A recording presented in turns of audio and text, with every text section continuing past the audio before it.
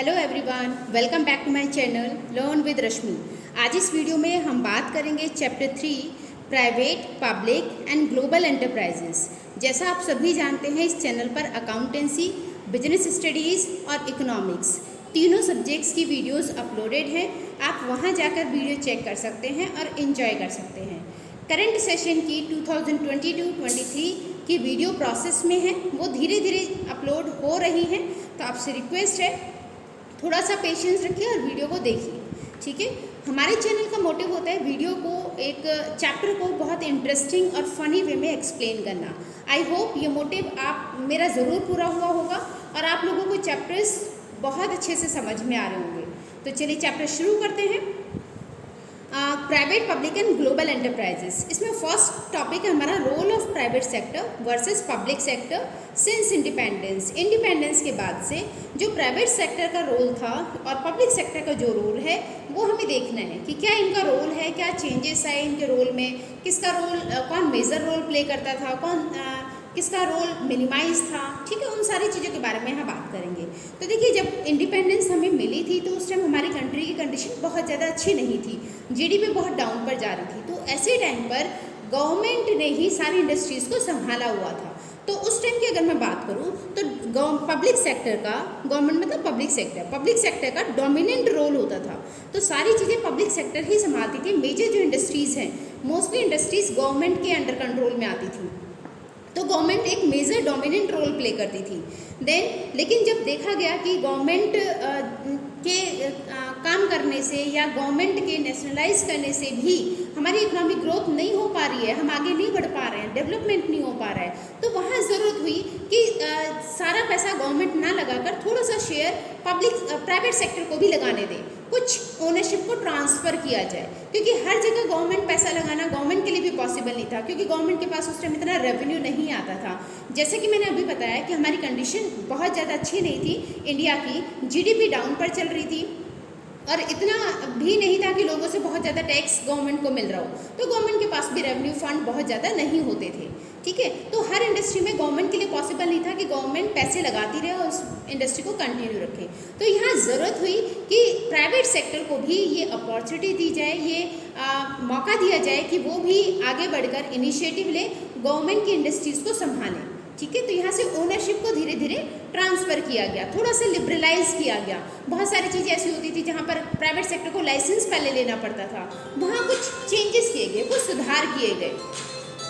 तो जब लगा कि गवर्नमेंट अकेली पूरी कंट्री को डेवलप कराने में नहीं हेल्प कर पा रही है, सपोर्ट नहीं कर पा रही है, गवर्नमेंट अकेले नहीं कर सकती सब कुछ, तो यहाँ पर 1991 में कुछ चेंजेस लिए गए। 1991 में न्यू इंडस्ट्रियल पॉलिसी एक अडॉप्ट की गई, जिसमें एलपीजी को इंक्लूड किया गया। एलपीजी आपने इकोनॉमिक्स में पढ़ा होगा, लिबरलाइजेशन, प्राइवेटाइजेशन, ग्लोबलाइजेशन। तो इसके बारे में हमें यहाँ बहुत ज़्यादा डिस्कस नहीं करना है, क्योंकि हमें केवल थोड़ा सा एक बेसिक इन्फॉर्मेशन लेनी थी, तो वो हम इकोनॉमिक्स के चैप्टर्स में करेंगे।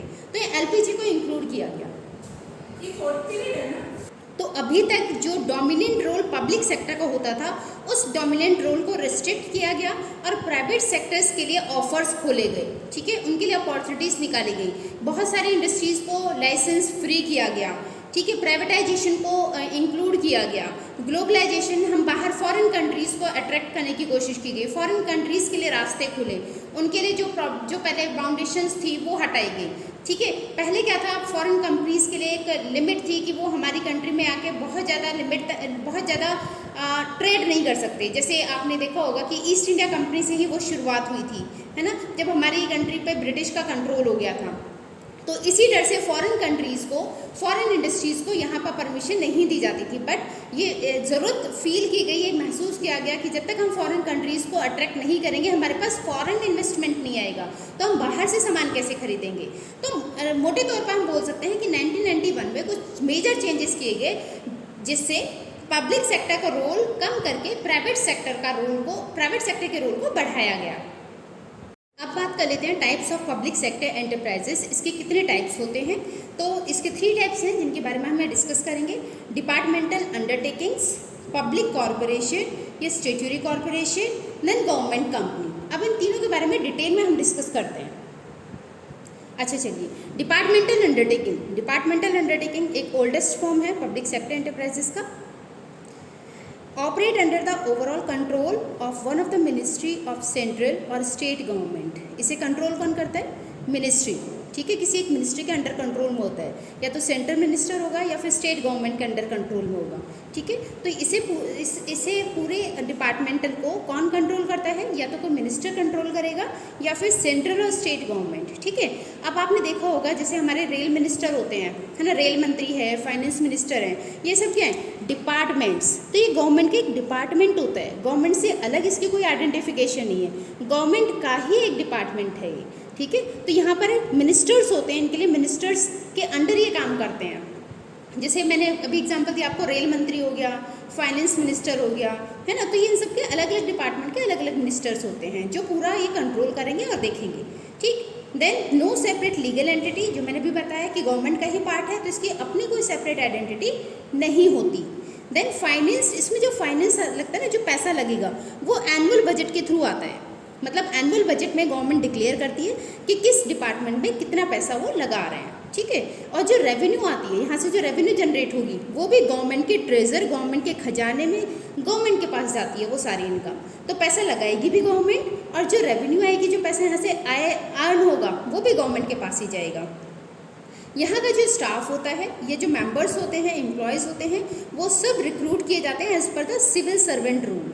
तो गवर्नमेंट जॉब, यहाँ हम बोल सकते हैं सरकारी नौकर होते हैं, सरकारी जॉब वाले बंदे होते हैं ये। ठीक है, तो ये सरकारी एम्प्लॉयज़ होते हैं, और यहाँ पर जो रिक्रूटमेंट का रूल है वो वही होता है जो एज पर सिविल सर्वेंट के लिए होता है। जैसे गवर्नमेंट की एग्ज़ाम्स आप देखते हैं ना कि गवर्नमेंट वो निकालती है, वैकेंसीज निकालती है, तो उस रूल्स के अकॉर्डिंग यहाँ वैकेंसीज होती हैं, और ये सारे एम्प्लॉयज़ गवर्नमेंट एम्प्लॉयज़ होते हैं। देन ये अकाउंटेबल होते हैं कंसर्न मिनिस्टर के लिए। जैसे रेल डिपार्टमेंट है तो वो किसके लिए अकाउंटेबल होगा? रेलवे मिनिस्टर के लिए। फाइनेंस डिपार्टमेंट है, किसके लिए अकाउंटेबल होगा? फाइनेंस मिनिस्टर के लिए। तो कंसर्न मिनिस्टर के लिए अकाउंटेबल होते हैं। देन हम में से कोई भी गवर्नमेंट के ऊपर या इन डिपार्टमेंट्स के ऊपर केस कर सकता है अगर उसे कोई प्रॉब्लम हुई है तो। ठीक है, तो यहाँ पर गवर्नमेंट के ऊपर आप केस भी कर सकते हैं। राइट, तो ये थे डिपार्टमेंटल अंडरटेकिंग। क्या है इसके फीचर्स? अब बात कर लेते हैं इसके मेरिट्स की। तो मेरिट्स की अगर मैं बात करूँ तो पहले है इजी फॉर्मेशन। इजी फॉर्मेशन बहुत इजी है इसको बनाना, इसमें कोई रजिस्ट्रेशन की ज़रूरत नहीं होती, तो नो रजिस्ट्रेशन है, कोई रजिस्ट्रेशन की ज़रूरत नहीं है, तो मतलब आप आराम से इसे डिपार्टमेंट बना सकते हैं। ठीक है, then effective control. Effective control बिल्कुल इफेक्टिव होता है क्योंकि ये डायरेक्ट और सेंट्रलाइज होती है ना, सेंट्रल गवर्नमेंट या फिर स्टेट गवर्नमेंट के अंडर कंट्रोल होती है, तो इफेक्टिव कंट्रोल होता है, अच्छा इफेक्टिव होता है। जो कंट्रोल होता है वो बहुत अच्छा होता है, इफेक्टिव कंट्रोल होता है, कंट्रोल इफेक्टिव होगा। Right, then optimum utilisation of fund. जो फंड होता है उसका प्रॉपर यूज़ किया जाता है, क्योंकि इस फंड के बारे में बजट बनाया जाता है और बजट में डिक्लेयर किया जाता है कि कितना बजट किस डिपार्टमेंट के लिए सैंक्शन किया गया और उस बजट का यूज़ कहाँ होगा। तो यहाँ ऐसा नहीं है कि पैसा आ तो गया और वो कहाँ यूज़ हो रहा है पता ही नहीं चल पाया। ठीक है, तो यहाँ क्लियरिटी रहती है, तो फंड कितना यूज़ हो रहा है वो सब कुछ क्लियर होता है। Then accountability. अकाउंटेबिलिटी होती है क्योंकि यहाँ पर ये सीधे जो इनके ऑडिट्स होते हैं, जो यहाँ पर कंट्रोल होता है वो किसका? पार्लियामेंट का कंट्रोल है ना, तो ये पार्लियामेंट का कंट्रोल होता है। तो यहाँ पर सारी चीज़ें डिस्कस की जाती हैं पार्लियामेंट में। अगर कोई भी प्रॉब्लम आती है तो वो हाईलाइट हो जाएगी, इशू हो जाएगा, पार्लियामेंट में डिस्कस किया जाएगा। राइट, तो यहाँ अकाउंटेबिलिटी होती है लोगों के लिए, गवर्नमेंट की अकाउंटेबिलिटी बन जाती है लोगों के लिए। ठीक है, अगर बाई चांस ट्रेन में कुछ प्रॉब्लम है तो लोगों को तो यहाँ इस डिपार्टमेंट को आंसर देना पड़ेगा लोगों को कि ऐसा क्यों हुआ। ठीक है, ये प्राइस ही बढ़ा दिए तो वो भी बताना पड़ेगा क्यों प्राइस बढ़ाए गए। राइट, तो यहाँ अकाउंटेबिलिटी होती है, पार्लियामेंट में इन्हें बताना होता है कि इन्होंने कोई भी एक्शन लिया है, कोई भी रूल बनाया है या चेंजेस किए हैं तो क्यों किए हैं। Then public revenue. Public revenue यहाँ पर आ जाएगा कि जो रेवेन्यू होती है, ये जो इनकम होती है, ये गवर्नमेंट की, पब्लिक मतलब गवर्नमेंट की रेवेन्यू को बढ़ाती है। डिपार्टमेंट से जो भी इनकम आएगी वो क्योंकि गवर्नमेंट के ट्रेजर, गवर्नमेंट के अकाउंट में जा रही है, गवर्नमेंट के खजाने में जा रही है, ऐड हो रही है, तो कहीं ना कहीं वो पब्लिक गवर्नमेंट की रेवेन्यू को बढ़ा देती है। ठीक है, इंक्रीज करती है। सीक्रेसी। जहाँ पर सीक्रेट्स की ज़रूरत होती है, जिन हमें लगता है कि जिन डिपार्टमेंट्स को बहुत ज़्यादा सीक्रेट्स की ज़रूरत है, वहाँ पर गवर्नमेंट ही इनिशिएटिव लेती है, तो उसके लिए डिपार्टमेंट बनाए जाते हैं जहाँ पर सीक्रेट्स बहुत ज़्यादा रिक्वायर्ड होते हैं। जैसे फॉर एग्जांपल डिफेंस में आपने देखा होगा बहुत ज़्यादा सीक्रेट्स होते हैं, सीक्रेट ऑपरेशंस होते हैं, ठीक है, जिसके बारे में मुझे आपको नहीं पता चल पाएगा, राइट। तो यहाँ अगर सीक्रेसी की ज़रूरत है तो वहाँ पर गवर्नमेंट इनिशिएटिव लेती है, तो ये डिपार्टमेंट्स बहुत ज़्यादा सीक्रेट्स होते हैं, इनकी इन्फॉर्मेशन बाहर लीक नहीं होती, राइट। तो ये थे इसके मेरिट्स। अब डीमेरिट्स की बात करते हैं तो इनफ्लेक्सिबिलिटी, फ्लेक्सिबल कम होता है क्योंकि पार्लियामेंट में सब कुछ बताना है, चेंजेस करने से पहले पार्लियामेंट में बताना होगा, चेंजेस के बाद भी पार्लियामेंट में रीज़न देना होगा क्यों चेंजेस हुए, तो फ्लेक्सिबिलिटी कहीं ना कहीं कम हो जाती है, ठीक है। पार्लियामेंट्री कंट्रोल ज़्यादा है।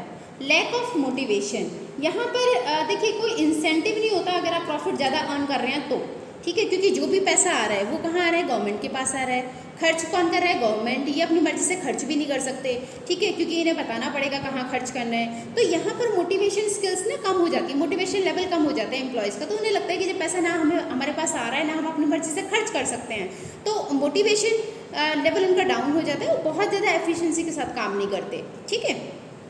The lack of financial autonomy, financial autonomy वही कि जो भी इनके पास पैसा आ रहा है उसको कहाँ खर्च करना है वो गवर्नमेंट देखती है, गवर्नमेंट चेक बताएगी कि कहाँ पर उस पैसे को कितना यूज़ किया जाए। तो इन्हें ऑटोनॉमी पावर नहीं होती कि उस पैसे को ये कहाँ खर्च करें, ठीक है, कैसे खर्च करें, तो उसके लिए इनके पास पावर नहीं होती, ये फ्री नहीं होते उस फंड को यूज़ करने के लिए। देन इनएफिशिएंट मैनेजमेंट, तो यहाँ पर जो मैनेजमेंट वर्क है वो काफ़ी इनएफिशिएंट देखने को मिलता है। ऐसा क्यों होता है, क्योंकि यहाँ पर जो गवर्नमेंट मैनेजमेंट है, ये देखिए ये जो यहाँ के जो एम्प्लॉयज़ हैं या फिर गवर्नमेंट एम्प्लॉय मैं बोलूँ, वो ऑलरेडी ओवरबर्डन होते हैं पेपर वर्क में, तो पेपर वर्क उनका इतना ज़्यादा होता है कि वो बाकी चीज़ों की तरफ ध्यान ही नहीं दे पाते, जिसकी वजह से जो इनका मैनेजमेंट है वो कहीं ना कहीं इनएफिशिएंसी शो करता है, ठीक है, क्योंकि उनके पास एनफ टाइम नहीं होता कि वो उनका ज़्यादातर टाइम तो पार्लियामेंट की क्वेरीज़ में या उन्हें आंसर देने में, अकाउंटेबिलिटी में निकल जाता है, तो ये बाकी चीज़ों की तरफ ध्यान नहीं दे पाते, जिसकी वजह से जो मैनेजमेंट की जो रिस्पॉन्सिबिलिटी थी वो कहीं ना कहीं पेपर वर्क में ही रह जाती है, तो इसीलिए जो मैनेजमेंट यहाँ देखने को मिलता है वो इनएफिशिएंट मिलेगा। Then red tapism and bureaucracy, paper work बहुत ज़्यादा होता है, पेपर वर्क की वजह से डिसीजंस काफ़ी बार डिले हो जाते हैं क्योंकि उन्हें सारी फॉर्मेलिटीज़ करनी होती हैं, रिटर्न में सब कुछ करना होता है, उसके बाद ही वो डिसीजंस ले सकते हैं, तो काफ़ी बार जो डिसीजंस हैं इनके वो बहुत सारे डिले भी हो जाते हैं, ठीक है। तो ये प्रोसीजर पेपर वर्क का बहुत ज़्यादा होता है, फॉर्मेलिटीज़ बहुत ज़्यादा हैं, जिसकी वजह से जो हमारी ये एक इसकी डीमेरिट बन जाती है कि डिपार्टमेंटल अंडरटेकिंग में इम्प्रूवमेंट नहीं हो पाता, ग्रोथ उसकी अच्छे से नहीं हो पाती, ठीक है। तो पेपर वर्क और ये जो प्रोसीजर वर्क है ये बहुत ज़्यादा लेंदी होता है, जिसकी वजह से एडमिनिस्ट्रेटिव इफेक्टिव नहीं रहता, ठीक है। तो ये थे इसके डीमेरिट्स। अब हम बात करें सुटेबिलिटी की कि कहाँ पर डिपार्टमेंटल या किस फील्ड में या किस पर्पज़ से डिपार्टमेंटल अंडरटेकिंग सुटेबल होती है।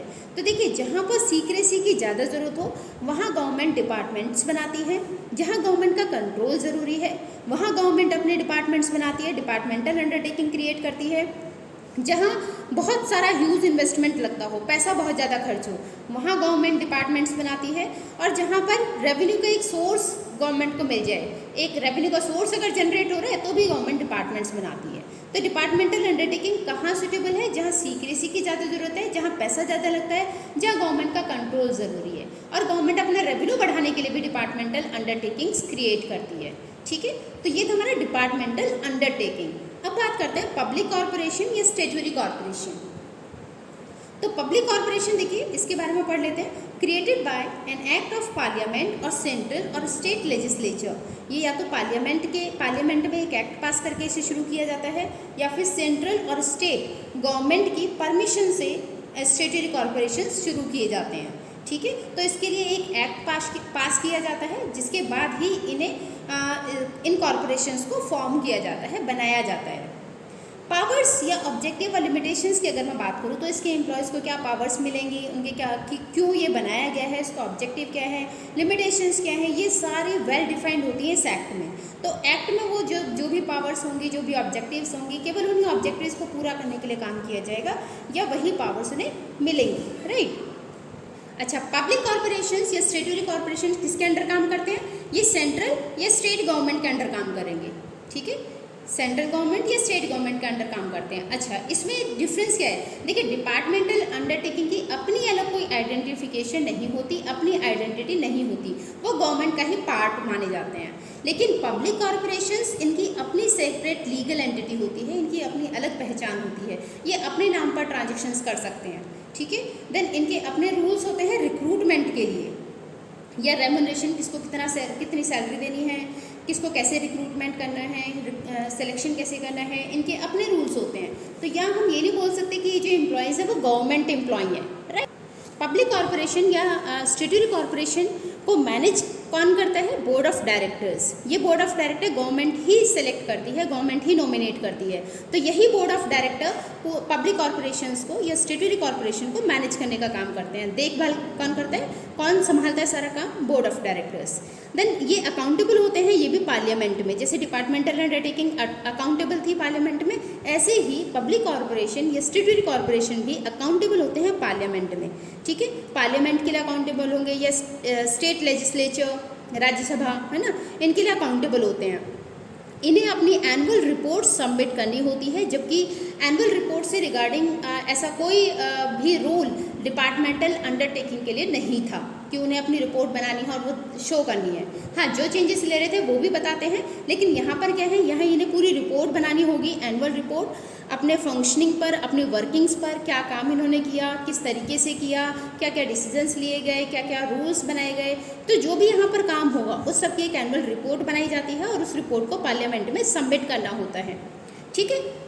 इसके एग्जाम्पल्स आप देख लो, जैसे डिपार्टमेंटल अंडरटेकिंग में हमने एग्जाम्पल्स की बात की थी, रेलवेज, डिफेंस, ठीक है, ब्रॉडकास्टिंग, वहाँ पर हमने बात की थी डिपार्टमेंटल अंडरटेकिंग में, है ना, या फिर आपका पोस्ट एंड टेलीग्राफ था।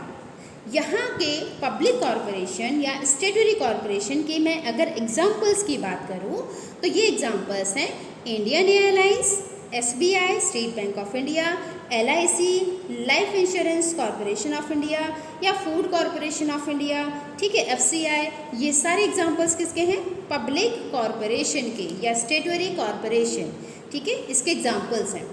मेरिट्स, इसके क्या मेरिट्स से क्या फ़ायदे हैं? एडमिनिस्ट्रेटिव ऑटोनॉमी, इन्हें ऑटोनॉमी ने फ्रीडम ज़्यादा होती है, ज़्यादा मिलती है, तो ये अपने अकॉर्डिंग काम करते हैं, इन मैनेज अपने अकॉर्डिंग करते हैं। तो ऑटोनॉमी मतलब पावर, फ्रीडम इन्हें ज़्यादा मिली होती है, तो ये अपने अकॉर्डिंग एडमिनिस्ट्रेटिव वर्क देखते हैं, अपने अकॉर्डिंग मैनेज करते हैं, ठीक है। क्विक डिसीजन, अब क्योंकि इन्हें बहुत सारी चीज़ों के लिए परमिशन नहीं लेनी पड़ती, रेड टैपिज्म नहीं है कि आप हर चीज़ के लिए रिटर्न में एप्लीकेशन दोगे, फिर परमिशन लोगे या पेपर वर्क आपको करना पड़ेगा, तो वो सब यहाँ नहीं होता।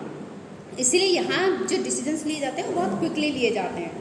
Then service motive, public corporation का मोटिव होता है सर्विस प्रोवाइड करना, तो ये प्रॉफिट मोटिव के लिए काम नहीं करते, ये कॉरपोरेशन सर्विस प्रोवाइड करने के लिए काम करते हैं। एफिशिएंट स्टाफ, यहाँ स्टाफ आपको ज़्यादा अच्छा देखने को मिलेगा क्योंकि यहाँ के अपने रूल्स एंड रेगुलेशंस हैं स्टाफ हायर करने के लिए, ठीक है, एम्प्लॉयज़ के लिए अपने रूल्स एंड रेगुलेशंस होते हैं, रेम्यूनरेशन इनकी अपनी होती है, तो ये अच्छी फैसिलिटीज़ प्रोवाइड करता है जिससे इनके पास जो एम्प्लॉयज़ हैं वो अच्छे आते हैं, तो स्टाफ इनका एफिशिएंट मिलेगा।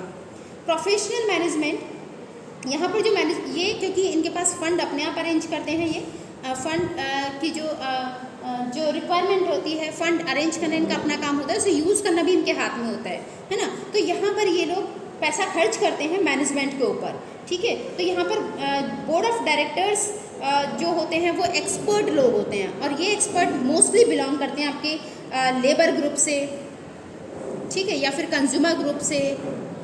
तो मोस्टली जो इनके बोर्ड ऑफ डायरेक्टर होते हैं वो इन ग्रुप से बिलोंग करते हैं, जिससे जो भी डिसीजंस लेते हैं वो ज़्यादा अच्छे होते हैं, ज़्यादा हम कंपेयर करें डिपार्टमेंटल अंडरटेकिंग से तो उससे ज़्यादा आपके डिसीजंस यहाँ अच्छे लिए जाते हैं, ठीक है। और मैनेजमेंट ज़्यादा अच्छा होता है क्योंकि ये लोग खुद से बाहर से हायर करते हैं, एक्सपर्ट्स को बुलाते हैं, राइट। तो मैनेजमेंट यहाँ का अच्छा होता है, प्रोफेशनल मैनेजमेंट होता है। डीमेरिट की अगर मैं बात करूँ तो ऑटोनॉमी ऑन पेपर ऑनली। देखिए यहाँ हमने बात की थी कि इन्हें ऑटोनॉमी दी जाती है, फ्रीडम दी जाती है, लेकिन कहीं ना कहीं कुछ चीज़ों को लेकर वो फ्रीडम इनकी रिस्ट्रिक्ट कर दी जाती है। वो फ्रीडम केवल पेपर वर्क पर होती है, क्योंकि यहाँ भी इन जो पॉलिटिकल मिनिस्टर्स हैं, जो गवर्नमेंट ऑफिशियल्स हैं, पॉलिटिकल पार्टीज़ हैं, वो सारे इंटरफेयर करते हैं इनके काम में। तो इनकी भी जो ऑटोनॉमी है ना कहीं वो केवल पेपर वर्क पर ही रह जाती है। लैक ऑफ इनिशिएटिव, यहाँ इनिशिएटिव बहुत कम देखने को मिलता है, क्योंकि यहाँ पर आपका इसका कोई कंपटीशन नहीं है, कॉम्पिटिटर नहीं है ना। और आप अपना बेस्ट तभी देंगे जब आपके पास ज़्यादा कंपटीशन होगा, ठीक है। अगर आपके पास कॉम्पिटिटर नहीं है फिर तो ठीक है, जैसे काम चल रहा है वो चलता ही रहेगा, है ना, क्योंकि हमें मोटिवेशन ही नहीं मिल रहा, हमें किसी से कॉम्पिटिट ही नहीं करना है। तो यहाँ लैक ऑफ इनिशिएटिव होता है क्योंकि कॉम्पिटिटर नहीं है। रिजिड स्ट्रक्चर बहुत ज़्यादा रिजिड होता है, क्योंकि यहाँ पर अगर आपको कोई अमेंडमेंट करना है, कोई भी चेंज करना है, तो वो पहले एक्ट में करना पड़ेगा, उस एक्ट को आपको चेंज करना पड़ेगा, इस एक्ट में अमेंडमेंट करना पड़ेगा, तभी आप कोई चेंजेस कर सकते हैं पब्लिक कॉरपोरेशन या स्टेटरी कॉरपोरेशन में। यस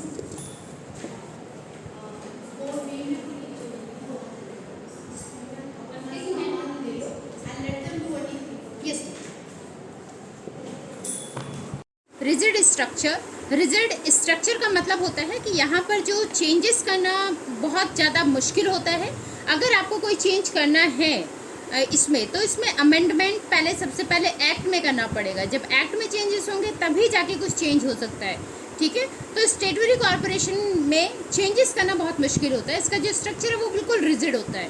देन अनफेयर प्रैक्टिसेस मतलब, अगर देखिए यहाँ पे कोई कॉम्पिटिटर तो था ही नहीं, है ना, कोई भी कॉम्पिटिटर नहीं है इस स्टेटरी कॉरपोरेशन का। तो अगर कंपनी बाय चांस लॉस में जाती है तो उस लॉस को पूरा करने के लिए वो हाई प्राइस चार्ज करती हैं, हाई चार्जेस करती हैं कंज्यूमर से।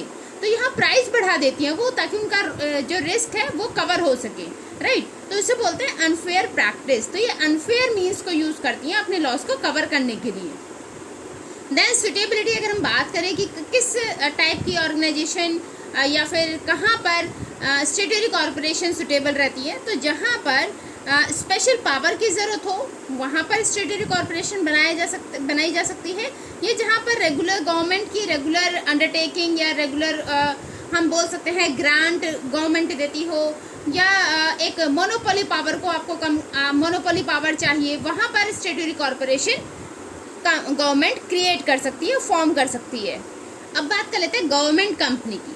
तो गवर्नमेंट कंपनी जो कौन सी होती है या क्या फीचर्स इसके होते हैं वो हम देख लेते हैं। Government company formed by getting registered under company act 2013। तो गवर्नमेंट कंपनी को कंपनी एक्ट 2013 के रूल्स एंड रेगुलेशंस के थ्रू बनाया जाता है, ठीक है। ये या तो पूरी या फिर पार्शियली ओन्ड होती है गवर्नमेंट की, या तो इन पर पूरी फॉर्म पर गवर्नमेंट का कंट्रोल होगा, या गवर्नमेंट का पार्शियली कंट्रोल होगा, या तो फुल कंट्रोल होगा गवर्नमेंट का, या पार्शियली कंट्रोल होता है गवर्नमेंट का, ठीक है। तो और इस गवर्नमेंट कंपनी के पास कम से कम 51% की जो पेड अप कैपिटल है वो होती है, ठीक है। तो at least 51% of the paid up capital is held by central government, या तो सेंट्रल गवर्नमेंट के पास होगा 51% का शेयर, या फिर स्टेट गवर्नमेंट के पास होगा, या फिर कुछ सेंटर और कुछ स्टेट गवर्नमेंट के पास होता है, ठीक है। तो किसी भी कंपनी के अगर 51% की paid up capital central government के पास है, स्टेट गवर्नमेंट के पास है, या दोनों के पास कुछ पावर सेंट्रल गवर्नमेंट के पास थे कुछ शेयर्स, और कुछ शेयर्स स्टेट गवर्नमेंट के पास हैं, तो किसी भी कंपनी के अगर 51% की पेड अप कैपिटल अगर गवर्नमेंट के पास है, सेंट्रल गवर्नमेंट या स्टेट गवर्नमेंट के पास है, तो उस कंपनी को गवर्नमेंट कंपनी कहा जाता है, ठीक है। इसको मैनेज करते हैं बोर्ड ऑफ डायरेक्टर्स। अब ये बोर्ड ऑफ डायरेक्टर्स भी गवर्नमेंट ही नॉमिनेट करती है, मतलब मेजॉरिटी जो डायरेक्टर्स की होती है ना, वो मेजॉरिटी डायरेक्टर्स की गवर्नमेंट के थ्रू नॉमिनेट किए जाते हैं, ठीक है। मतलब ज़्यादातर डायरेक्टर्स को गवर्नमेंट ही नॉमिनेट करती है, राइट। देन इसकी अपनी एक सेपरेट लीगल एंटिटी होती है, अपनी एक अलग पहचान होती है। अगर गवर्नमेंट कंपनी को फंड रेज करना है तो ये अपने शेयर्स, अपनी सिक्योरिटीज़ इशू करके फंड रेज करती हैं। और फिर उस रेवेन्यू को यूज़ करने की भी इनके पास फ्रीडम होती है। ये अपनी ग्रोथ करने के लिए, एक्सपांशन के लिए उस पैसे को यूज़ कर सकती हैं, राइट। तो यहाँ पर फंड रेज करने के लिए भी फ्री होती हैं। ये अपने शेयर्स इशू करके, सिक्योरिटीज़ को इशू करके फंड रेज कर सकती हैं। सेकेंड थिंग, फिर उस पैसे को, उस रेवेन्यू को यूज़ करने के लिए भी ये फ्री होते हैं। ये अपनी ग्रोथ के लिए, अपने एक्सपेंशन के लिए उस पैसे को यूज़ कर सकते हैं। देन ये गवर्नमेंट कंपनी भी अकाउंटेबल होती है मिनिस्ट्री के लिए, ये कंसर्न डिपार्टमेंट के लिए, ठीक है। तो ये गवर्नमेंट कंपनी भी कहीं ना कहीं अकाउंटेबल होती है मिनिस्ट्रीज के लिए, राइट। अब मैं मेरिट की बात करूँ कि इसके फ़ायदे क्या हैं, क्या क्या इसके मेरिट्स हैं। तो एडमिनिस्ट्रेटिव ऑटोनॉमी, यहाँ पर इनके पास पूरी अथॉरिटी होती है, फ्रीडम होती है। अगर इन्हें कुछ चेंजेस करने हैं, कुछ एक्ट में कुछ चेंजेस करने हैं, तो बहुत ज़्यादा टिपिकल नहीं होता चेंज करना, तो ये चेंज आराम से कर सकते हैं, ठीक है।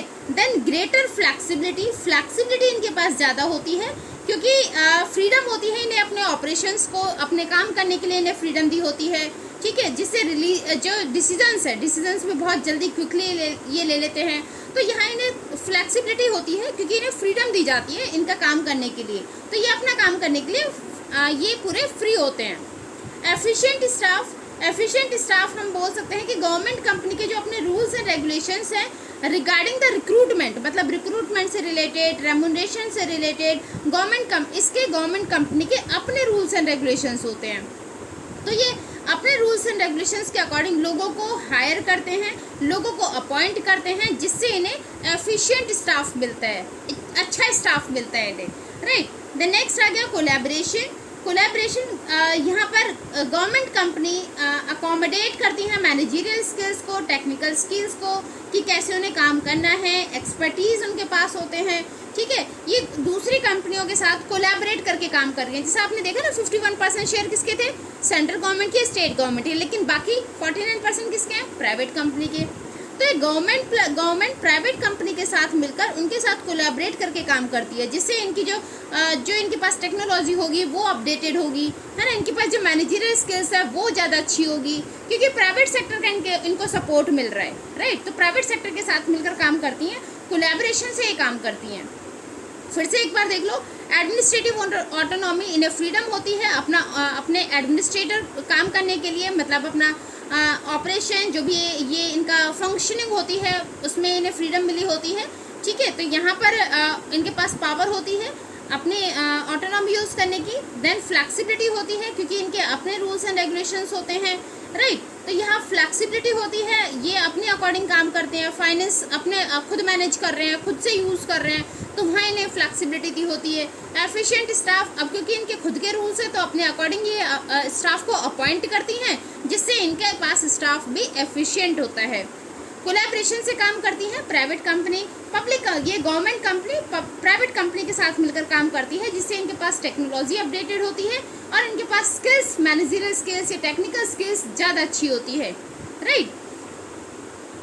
लिमिटेशंस की अगर बात करें, डीमेरिट्स की बात करें, तो autonomy on paper only. Autonomy भी हमने देखा था कि पीछे फ्रीडम मिलती है इन्हें अपने रेवेन्यू जनरेट करने की, उसे अपनी मर्जी से खर्च करने की, लेकिन कहीं ना कहीं ये जो ऑटोनॉमी है, जो पावर दी जाती है, जो फ्रीडम इन्हें दी जाती है, जो फ्लैक्सिबिलिटी इनकी दी जाती है, वो केवल पेपर वर्क में होती है, ठीक है। रियलिटी में अगर देखें तो मिनिस्टर्स का इंटरफेरेंस ज़्यादा होता है, पॉलिटिकल पार्टीज़ बहुत ज़्यादा इंटरफेयर करती हैं, ठीक है। और इनमें क्योंकि गवर्नमेंट का शेयर ज़्यादा है, 51% शेयर गवर्नमेंट का है, तो गवर्नमेंट के जो शेयर होल्डर्स हैं मेजॉरिटी 51% वाले, फाइनली वही चीज़ें डिसाइड करते हैं, वही डिसीजंस लेते हैं। तो ये ऑटोनॉमी एक पेपर वर्क में रह जाती है। पॉलिटिकल इंटरफेरेंस, इनको गवर्नमेंट कंपनी को मिनिस्टर्स अपनी प्रॉपर्टी की तरह देखते हैं, तो वो हर चीज़ में इंटरफेयर करते हैं, ठीक है। तो यहाँ पर उनका इंटरफेरेंस बहुत ज़्यादा होता है, वो ऐसे ट्रीट करते हैं गवर्नमेंट कंपनी को जैसे उनकी अपनी पर्सनल प्रॉपर्टी हो, राइट। तो इनका इंटरफेरेंस हर डिसीजन में वो इंटरफेयर करते हैं, तो यहाँ पर बहुत ज़्यादा इंटरफेरेंस हो जाता है पॉलिटिकल मिनिस्टर्स का। Then board packed with government representatives, जो बोर्ड ऑफ डायरेक्टर्स होते हैं वो जनरली गवर्नमेंट के थ्रू अपॉइंटेड होते हैं। जैसे हमने देखा ना कि बोर्ड ऑफ डायरेक्टर, बहुत मेजॉरिटी जो होती है बोर्ड ऑफ डायरेक्टर्स की, वो गवर्नमेंट अपॉइंट करती है। तो जो बोर्ड ऑफ डायरेक्टर्स होते हैं गवर्नमेंट अपॉइंट करती है उन्हें, राइट। तो मेजॉरिटी उनकी ज़्यादा होती है, तो वो क्या करते हैं, काम कम करते हैं गवर्नमेंट को मतलब एक्सक्यूज़ देने में ज़्यादा इंटरेस्टेड होते हैं, तो काम कम करेंगे और गवर्नमेंट को एक्सक्यूज़ ज़्यादा देंगे, जिससे वो अच्छे से अपना 100% देकर एफिशिएंटली वर्क नहीं करते। तो एफिशिएंसी इंप्रूव नहीं होती गवर्नमेंट कंपनी की, इसीलिए नहीं हो पाती, राइट। तो ये थे इसके डीमेरिट्स, राइट। तो आई होप आपको ये डीमेरिट्स समझ में आए होंगे। अगर मैं सुटेबिलिटी की बात करूँ तो जहाँ पर गवर्नमेंट को लगता है कि भाई पैसा हमें प्राइवेट के साथ मिलकर लगाना चाहिए, तो वहाँ पर गवर्नमेंट कंपनी अच्छी होती हैं। या जहाँ पे लगता है कि किसी प्राइवेट कंपनी को कंट्रोल करना है तो उसके शेयर्स गवर्नमेंट खरीद लेती है, ठीक है। या फिर जहाँ पे लगता है कि प्लानिंग और फंड्स में इन्हें प्लानिंग के लिए फंड की ज़रूरत है, वहाँ कोलैबोरेशन कर लेती हैं, राइट। तो ऐसी सिचुएशन में गवर्नमेंट कंपनी फॉर्म की जाती है, बनाई जाती है, राइट। तो हमने तीनों के बारे में पढ़ा, डिपार्टमेंटल अंडरटेकिंग, स्टैट्यूटरी कॉर्पोरेशन और government company.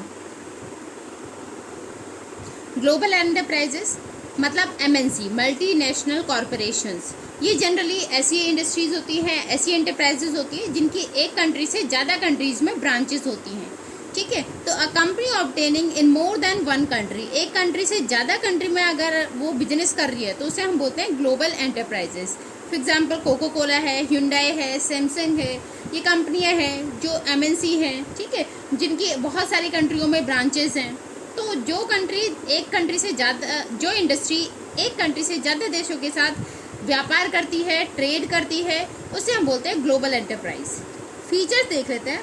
Gain size and huge capital resources, ये लार्ज स्केल पर बिजनेस करती हैं और इसमें बहुत सारा पैसा लगा होता है, तो इनकी ह्यूज कैपिटल इन्वेस्टेड होती है, इसमें बहुत सारे अमाउंट, बहुत सारी रिसोर्सेज इनकी लगी होती हैं। सेंट्रलाइज कंट्रोल, ये पूरी सभी ब्रांचेस को उसके थ्रू कंट्रोल करती हैं, होम कंट्री से कंट्रोल करती हैं, जहां इनका अपना हेड ऑफिस होता है। तो इनका हेड ऑफिस होम कंट्री में होता है, जहां से ही ये सारी ब्रांचेस को कंट्रोल करती हैं, उन्हें इंस्ट्रक्शंस देती हैं।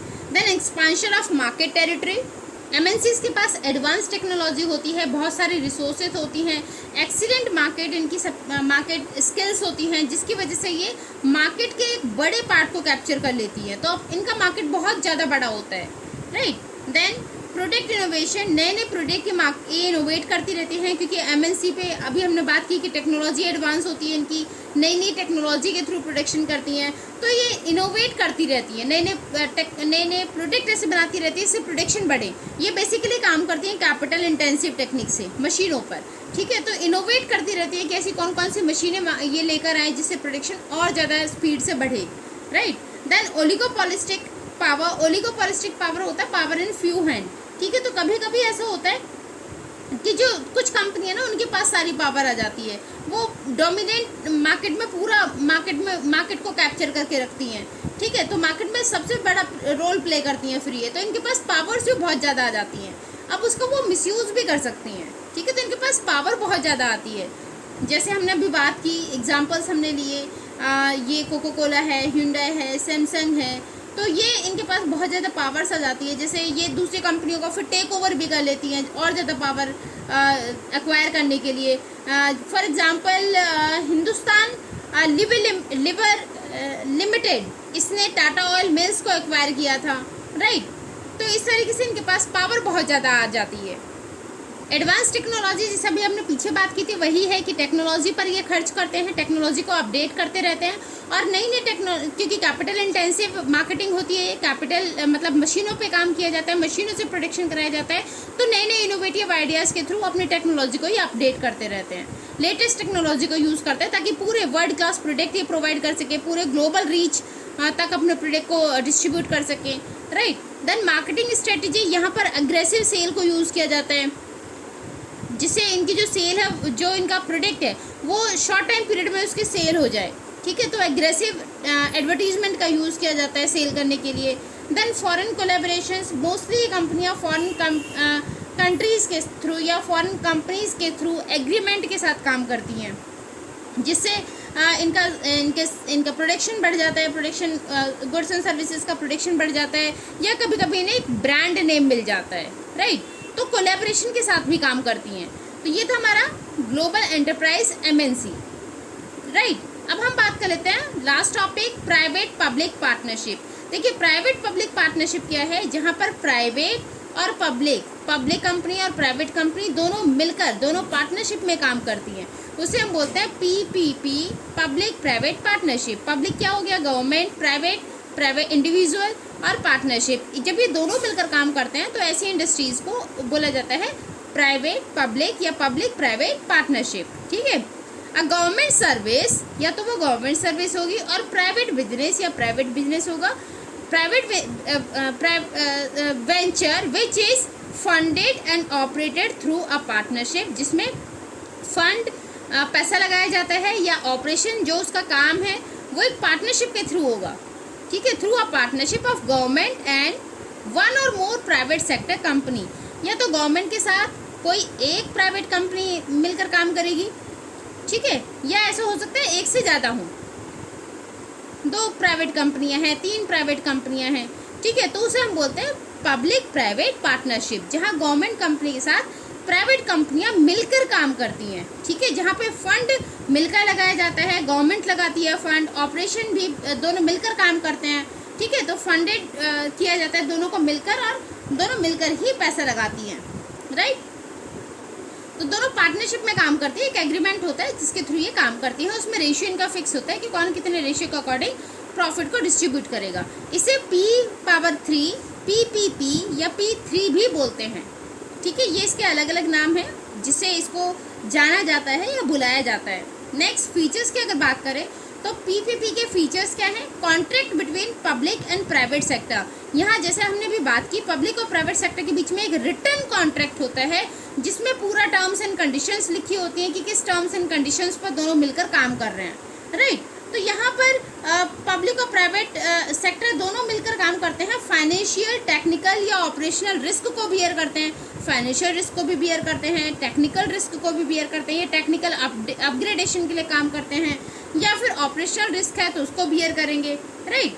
Then cost of using service को यूज़ करने की जो कॉस्ट होती है, कॉस्ट ऑफ यूजिंग सर्विस, तो सर्विस को यूज़ करने की जो कॉस्ट होगी वो मोस्टली गवर्नमेंट के थ्रू बॉर्न की जाती है, मतलब गवर्नमेंट पे करता है, इसे बॉर्न बाय गवर्नमेंट। ठीक है, तो मोस्टली ये जो सर्विस की कॉस्ट होती है वो गवर्नमेंट पे करती है, राइट। देन आ जाता है provision of capital subsidy. Capital पर सब्सिडी यहाँ दी जाती है अट्रैक्ट करने के लिए प्राइवेट सेक्टर को, तो यहाँ गवर्नमेंट सब्सिडीज प्रोवाइड करती है।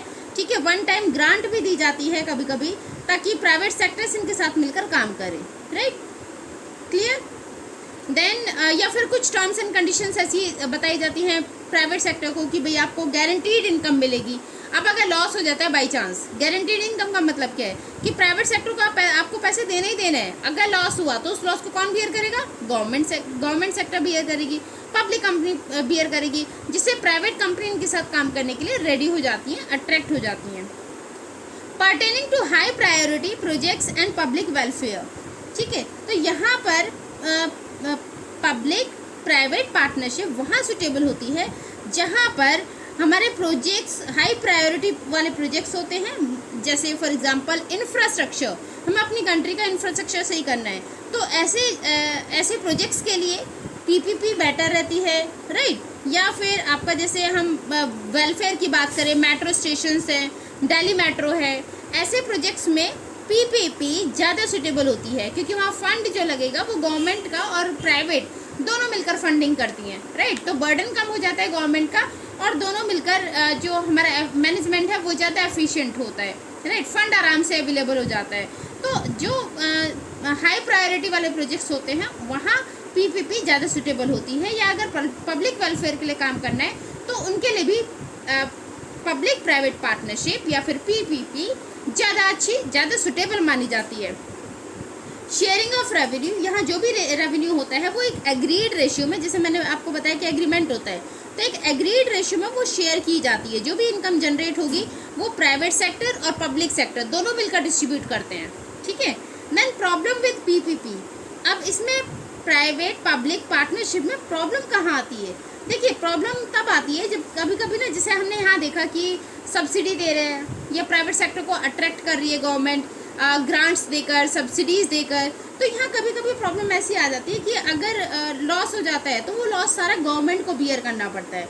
जो रिस्क होता है वो सारा रिस्क पब्लिक सेक्टर बियर करती है, ठीक है।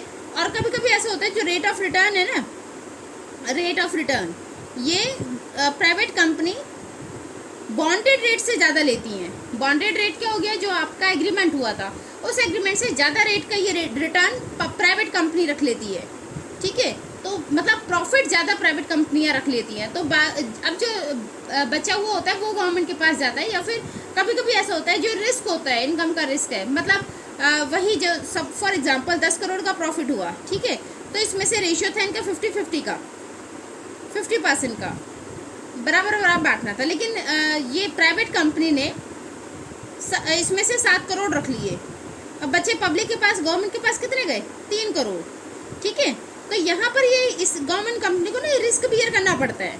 क्यों रिस्क बियर करना पड़ता है, क्योंकि अभी हमने बात की थी कि यहाँ पर जो कॉन्ट्रैक्ट होता है ना, इन्हें अट्रैक्ट करने के लिए गवर्नमेंट ऑफर देती है कि भाई हम आपको सब्सिडी देंगे, ये गारंटीड रेवेन्यू देंगे। अगर गारंटीड रेवेन्यू दे रहे हो तो ऑब्वियसली जो लॉस हो जाएगा वो फिर किसको बियर करना पड़ेगा, गवर्नमेंट सेक्टर को बियर करना पड़ेगा, ठीक है। तो कभी कभी ऐसी कंडीशन हो जाती है कि प्राइवेट कंपनी तो अपना प्रॉफिट अर्न कर लेती है, कमा लेती है, बट लॉस गवर्नमेंट के हिस्से में रह जाता है, या फिर एग्रीड रेशियो से ज़्यादा रेशियो का प्रॉफिट प्राइवेट कंपनियां ले लेती हैं, राइट। फिर जो लॉस बचा वो गवर्नमेंट का। अब यहाँ पे जो 2 लाख का लॉस हुआ गवर्नमेंट का, ये 2 लाख का लॉस गवर्नमेंट ही बियर करेगी, ठीक है, इनसे नहीं ले सकते, क्योंकि इन्हें तो गारंटीड प्रॉफिट के लिए बोला गया था। तो इनसे जो प्रॉफिट बोला गया था वो तो ये अपना निकाल लेगी। अब अगर लॉस हुआ है तो वो लॉस किसके उस पर जाएगा, किसके, कौन इसे बियर करेगा, गवर्नमेंट कंपनी। तो ये एक प्रॉब्लम होती है पब्लिक प्राइवेट पार्टनरशिप में, ठीक है। बाकी हमने इसके फीचर्स देख लिए। ये हमारा लास्ट टॉपिक था इस चैप्टर का। आई होप चैप्टर आपको समझ में आया होगा, टॉपिक्स आपको समझ में आए होंगे। थोड़ा सा हम बोल सकते हैं, थोड़ा सा कहीं ना कहीं हल्का सा लिटिल बिट कंफ्यूजिंग हो जाता है, डिफ़िकल्ट हो जाता है। वो जब आप वीडियो एक बार दोबारा से देखेंगे ना तो आपको सारी चीज़ें ईजी लगेंगी, सब कुछ आराम से समझ में आएगा। वीडियो अच्छी लगे तो वीडियो को लाइक करें, शेयर करें, चैनल पर नए हैं तो चैनल को सब्सक्राइब जरूर करें। मिलेंगे नेक्स्ट वीडियो में इसी तरीके से समझने के लिए, चीज़ों को अच्छी तरीके से डिटेल में समझने के लिए। मिलते हैं नेक्स्ट वीडियो में। Thank you for watching.